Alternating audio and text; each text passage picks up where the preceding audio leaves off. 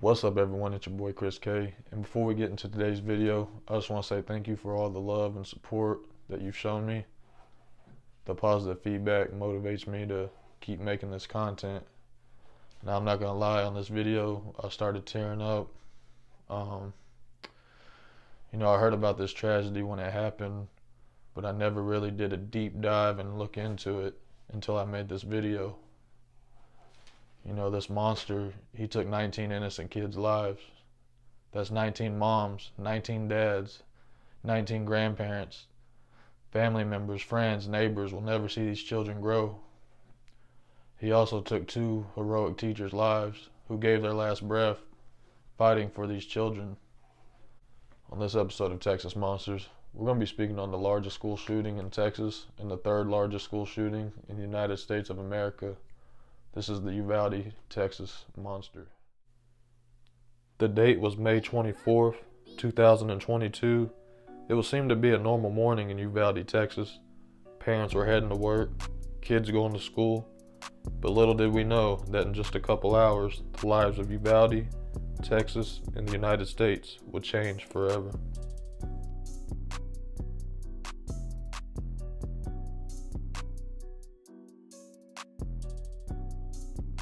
The school shooting at the kids! Hello?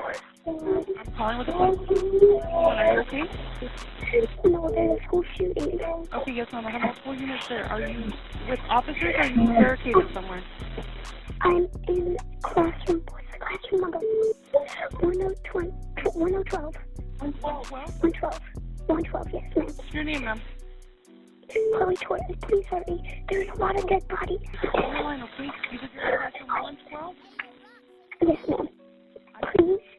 You were telling me that you should be quiet. I am. I'm telling everybody because of their mouth. Nobody's listening to me.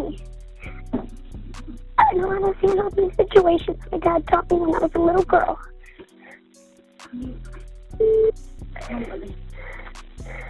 Send help. One of my teachers are still alive, but they're shot. How far are y'all away?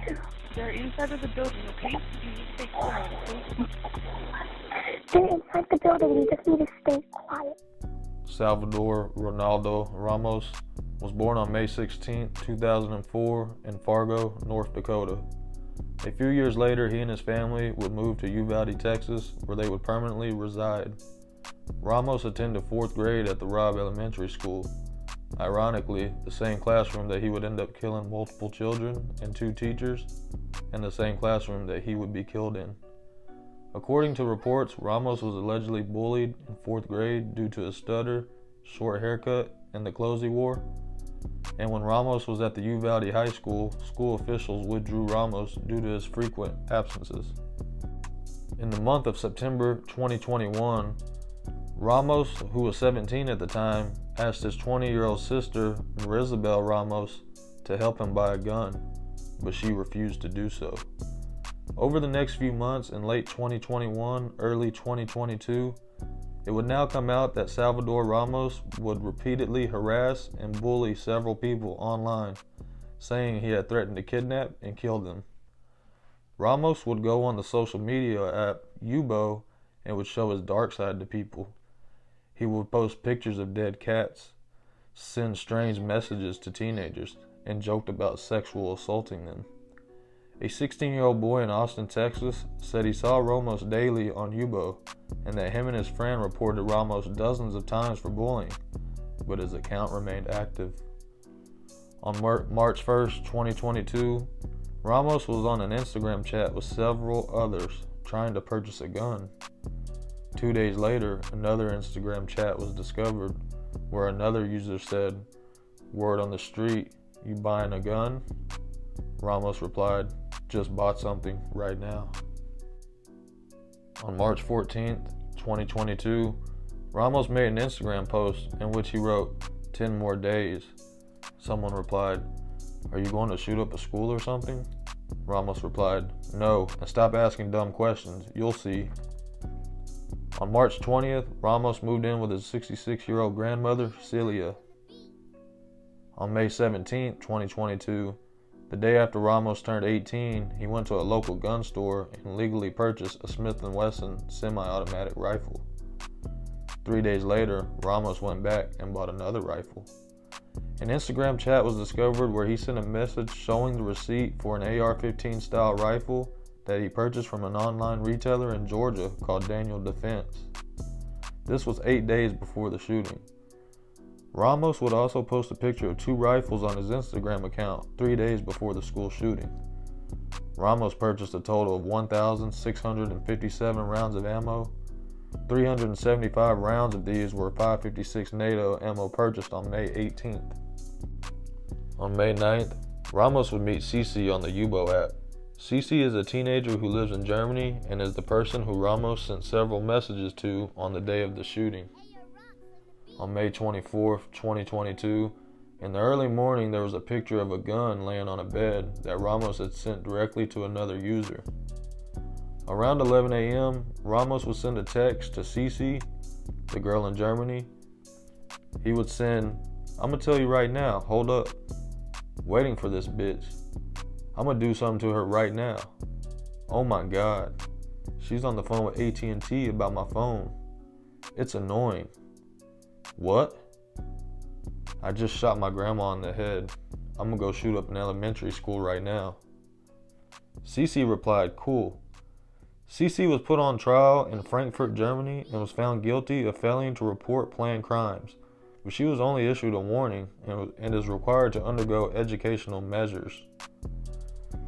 After Ramos shot his grandma Celia in the head, he would then take his grandma's black 2008 Ford F-150. Celia survived the gunshot to the face and went to the neighbors to call the police. Later, Celia was airlifted to a hospital in San Antonio, Texas. At 11:28 a.m., Ramos crashed the F-150 through a barricade, going through a concrete ditch at the Robb Elementary School. Ramos exited the truck and began to jump a fence and enter the school ground. Ramos was wearing a tactical vest for carrying ammunition, but did not have on a bulletproof vest. He was carrying a backpack and wore all black clothing.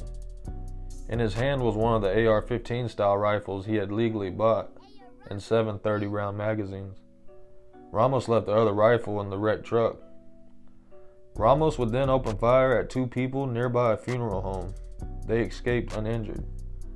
Police received 911 calls about the wrecked truck.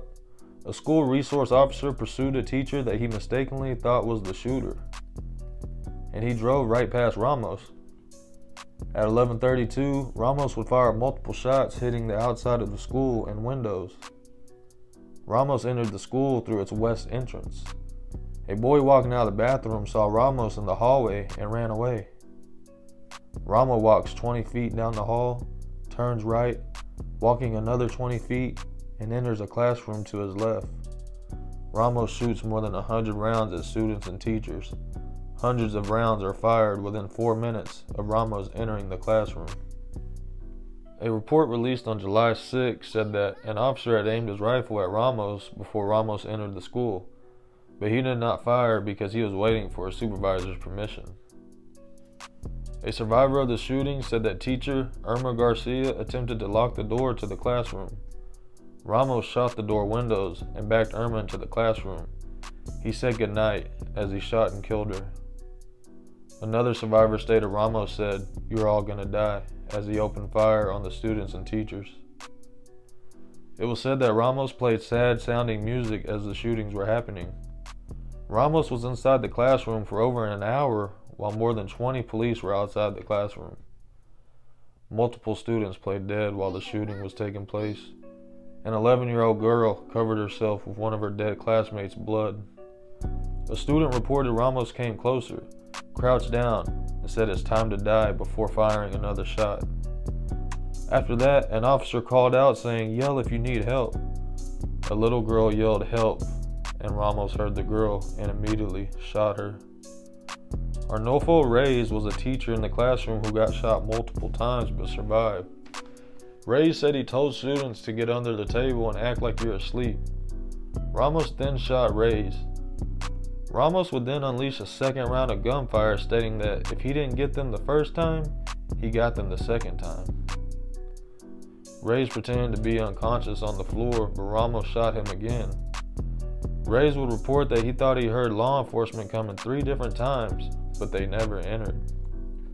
Ray said he heard a student say, "Officer, we're in here, we're in here," and Ramos walked over and shot again.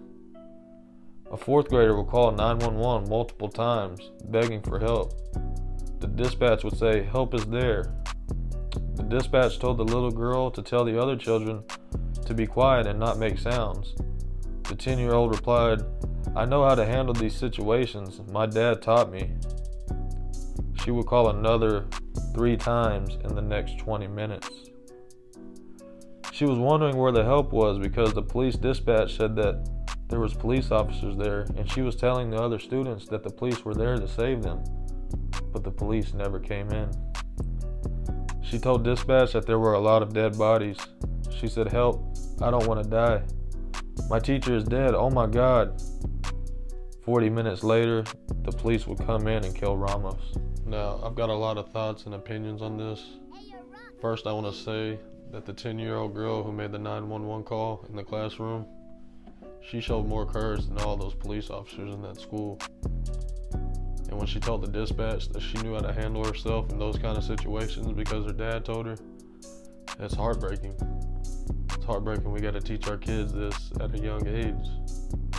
You know, I commend that father for doing that.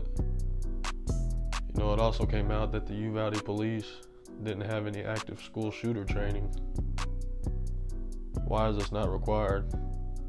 No matter how small or big the sheriff's office is, they should be required to have this completed. I think the outcome of this would have been a lot better if they would have handled themselves different and not waited over an hour to go into that classroom. I also hate how these days that if we judge somebody by the way they look, by the way they talk, or their demeanor, then we're the bullies. You know, this guy showed a lot of red flags months before this happened, and I just think it could have been prevented, but if we say something to him, then we're the bad people. You know, one of his old teachers came out and said that he started acting and dressing like a school shooter. Well, why in the hell wasn't something done about that?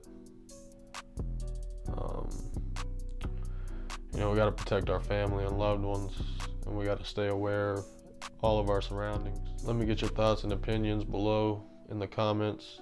We have to keep talking about these things so we can protect our loved ones and children.